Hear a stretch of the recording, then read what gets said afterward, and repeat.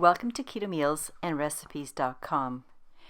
While I was searching out what I had in my fridge, I saw that I had some leftover chicken bone broth, and today's recipe will show you how to use this healthy homemade bone broth or chicken soup stock if you have that, to make a really tasty new recipe, one that I was introduced to at Disney's Epcot Canadian Pavilion. In this recipe video, I'm showing you my version of a cheddar cheese soup, Disney style, also known as Disney Cheddar Soup. This is an extremely easy, filling, and nutrient-dense soup. And after I show you how to make the cheddar cheese soup near the end of the video, I will provide some side dishes and show you how to turn this soup into a complete meal.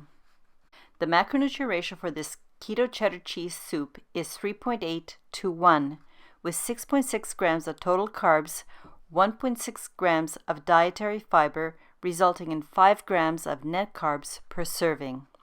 On this table you can see all the ingredients I will be using. No complicated ingredients. I'd also like to point out that one of the best parts about making this soup is all the healthy collagen you'll get from the soup if you use a homemade chicken bone broth. A link for my chicken bone broth Italian soup recipe will be provided in the description below. But if you don't have any homemade chicken bone broth, no worries. I will suggest substitutes you can use as I go through each step. And one more really great thing about this soup, it only takes 20 minutes to make.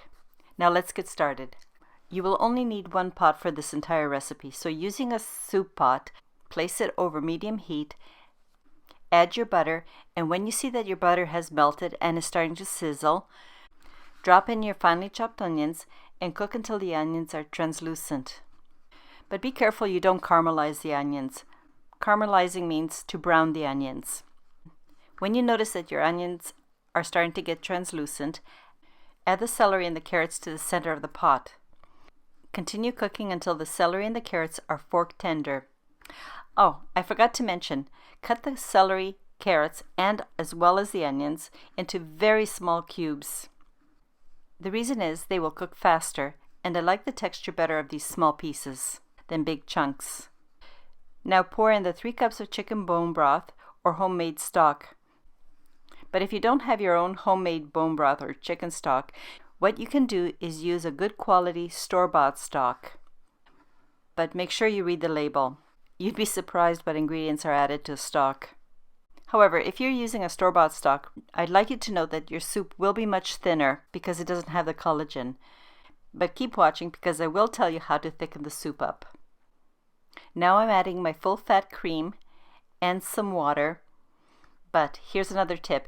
If you're using the store-bought stock, substitute the water in this step with more chicken stock. Stir everything together to combine. Put a lid on the pot and cook at a light simmer for about 5 minutes.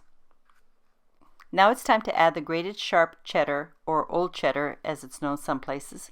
For this step you can use either the orange or the white. It doesn't matter. The taste is the same. Season the soup with a sprinkle of salt, pepper, and paprika. Stir everything to combine and reduce the heat to medium-low. Continue cooking uncovered for 10 more minutes. And as you're cooking, continue stirring slowly so the cheese doesn't stick to the bottom. Now, as I said, here's what you do if your soup looks too thin. You can use an optional thickener for the soup. My preferred thickener is glucomannan, but you can use whatever thickener that you like. I just find the glucomannan doesn't make it gummy. If you do want to thicken your soups, sprinkle the glucomannan into the soup about 2 minutes before the soup is done, and then stir in very well. After your soup has finished cooking, turn off the heat and let it sit for about 10 minutes.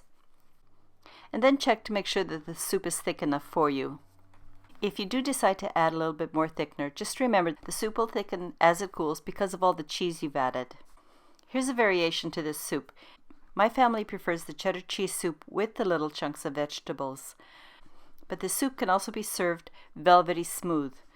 If that's how you like it, all you have to do is puree the soup before serving. Now this is how I serve my soup if I'm having a light lunch. I either add a pita, as in this photo, or I use my tortilla chips and dip them into the soup. Or you can crunch them up and put them on top of the soup. If I don't have a pita or tortilla on hand, or for a different flavor combination, I like to add a salad such as the spring mix salad, but one of my favorite side dish salads is my avocado spinach strawberry salad with the balsamic vinaigrette. It goes so perfectly with this soup. And to make this soup into a full meal, alternatively you could add a protein entree to make this into a very filling dinner. Here are some entree suggestions. If you like beef, I would add something like my steak provençal. If you like chicken, I would add my barbecue chicken bundles. And if you're making this but don't have barbecue on hand, just season it with some paprika. Or just make it without any barbecue sauce or seasoning and enjoy the bacon flavor. However, if you like lamb, add my keto pan-grilled lemon and rosemary lamb chops. They're quick and easy and, again, very complimentary to the cheddar soup. I hope that these suggestions on how to turn a simple soup into a full lunch or dinner will help with your meal planning. I would like to remind you, and for your convenience, the links for all the recipe videos I have mentioned and the link for the written Keto Cheddar Cheese Soup recipe, which by the way can be translated into other languages, are all available as links in the description below. Thank you so very much for taking the time to watch my video.